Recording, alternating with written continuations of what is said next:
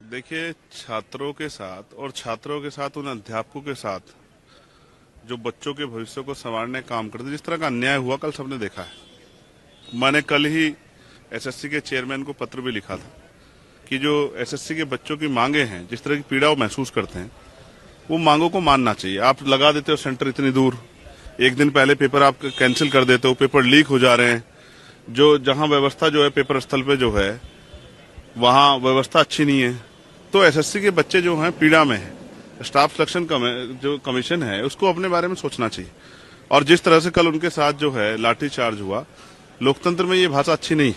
अगर हम इस भाषा का प्रयोग करेंगे तो फिर जो बेरोजगार नौजवान उसके मन में किस तरह जो है कि पीड़ा पैदा होगी, उनके परिवारों में किस तरह की पीड़ा पैदा होगी, सरकार को सोचना चाहिए। आज मैं इस तख्ती लेके इसलिए खड़ा हूं कि सरकार एसएससी के बच्चों की मांग को सुने और उनको पूरा करे। एसएससी का यही नौजवान कल देश की सेवा करेगा, प्रदेश की सेवा करेगा। आज आप उसको लाठियों से पीट रहे हो, उन गुरुओं को लाठियों से पीट रहे हो जो शिक्षा देने काम कर रहे हैं। लेकिन मैं आप समझता हूँ ये फेलियर है।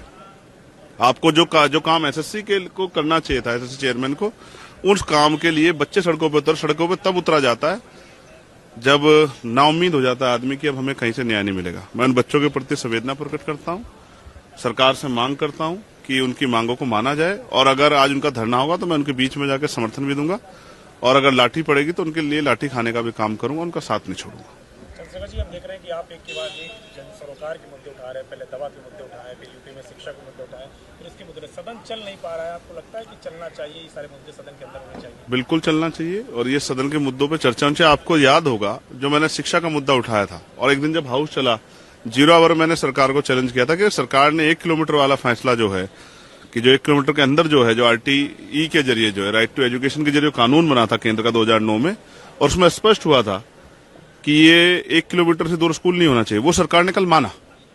उस चेतावनी के बाद जब हमने कहा कि हम आंदोलन करेंगे, सड़कों पे जो है बवाल करेंगे, लोगों की लड़ाई लड़ेंगे, तब सरकार ने जो है कल सर के जो शिक्षा मंत्री हैं उन्होंने इस बात को माना और कहा कि हम 1 किलोमीटर के अंदर से जो दूर स्कूल है उसको बंद नहीं करेंगे।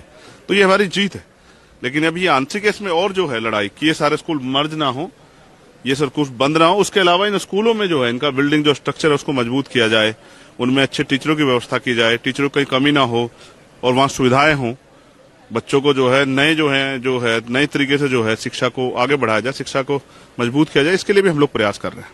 एक आखिरी सवाल है, कल मालेगांव ब्लास्ट का जो निर्णय आया, उसके बाद एक अधिकारी है, जांच अधिकारी, उन्होंने कहा कि उस वक्त उनके ऊपर दबाव था आरएसएस प्रमुख को फंसाने के लिए और तमाम सारे अन्य आरएसएस के नेताओं को फंसाने के लिए। देखिए, मैं स्पष्ट करना चाहता हूँ, 17 साल बाद क्यों बयान दे रहे हैं?